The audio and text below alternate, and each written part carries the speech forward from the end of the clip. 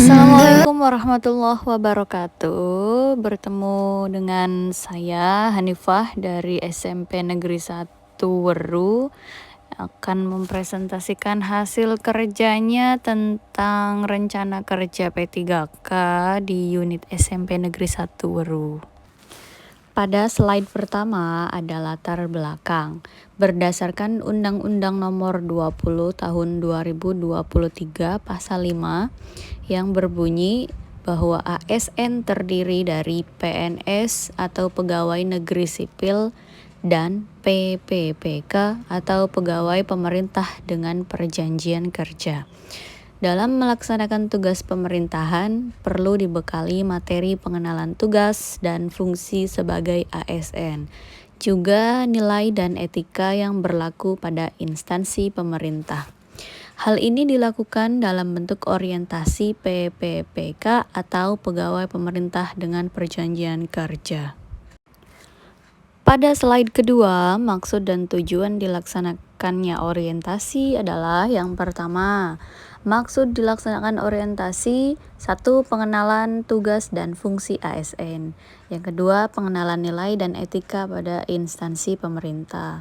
Sedangkan tujuan dilaksanakannya orientasi adalah yang pertama, peserta mampu memahami program orientasi dan mengenal nilai dan etika. Yang kedua, peserta mampu mengimplementasikan hasil orientasi. Untuk pelaksanaan orientasi PPPK dilaksanakan dari tanggal 1 Maret sampai dengan tanggal 30 Mei 2024. Dilakukan secara daring melalui Google Meet. Untuk waktu menyesuaikan sesuai jadwal yang ditentukan pihak panitia, dalam hal ini BKPSDM Kabupaten Cirebon yang bertempat di SMP Negeri 1 Weru. Selanjutnya ada nilai dan etika pemerintah Kabupaten Cirebon dalam artian pertama visi, yaitu terwujudnya Kabupaten Cirebon berbudaya sejahtera, agamis, maju, dan aman. Sedangkan untuk misi berbudaya, yaitu mewujudkan masyarakat Kabupaten Cirebon yang menjunjung tinggi dan melestarikan nilai-nilai budaya, baik tradisi dan adat istiadat. Sejahtera, yaitu meningkatnya kualitas hidup masyarakat melalui pemenuhan kebutuhan dasar masyarakat, peningkatan kualitas pendidikan dan pelatihan, serta kesehatan dan ekonomi. Kemudian agamis, yaitu meningkatnya kualitas kehidupan masyarakat Kabupaten Cirebon yang senantiasa menerapkan nilai agama, budi pekerti, santun, dan beretika.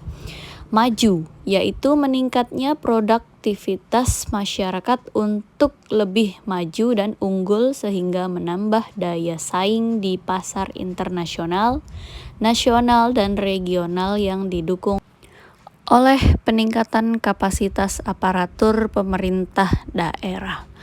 Aman, yaitu memelihara keamanan dan ketertiban umum untuk mewujudkan kondusivitas daerah guna mendukung terciptanya stabilitas nasional. Untuk SOTK atau struktur organisasi tingkat kabupaten di Kabupaten Cirebon dipimpin oleh Bapak Bupati Kabupaten Cirebon.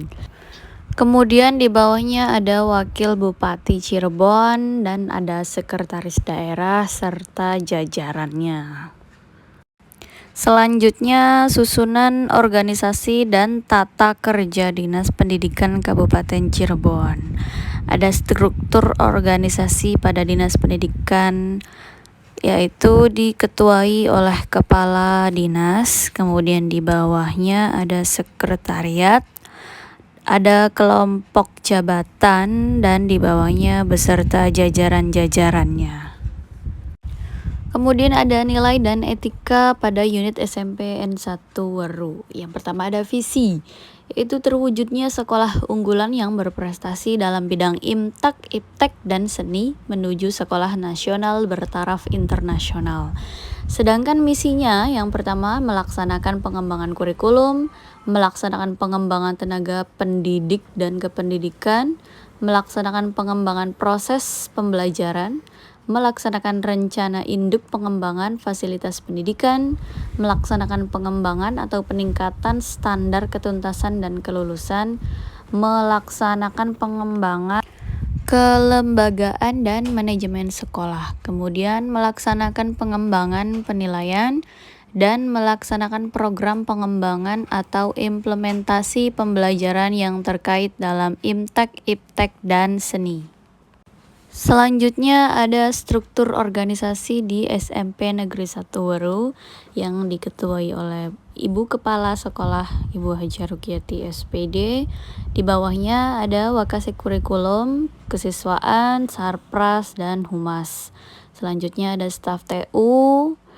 Di bawahnya ada wali kelas, ada laboran, ada pustakawan, kemudian ada koordinator mata pelajaran, guru mata pelajaran, serta guru BK.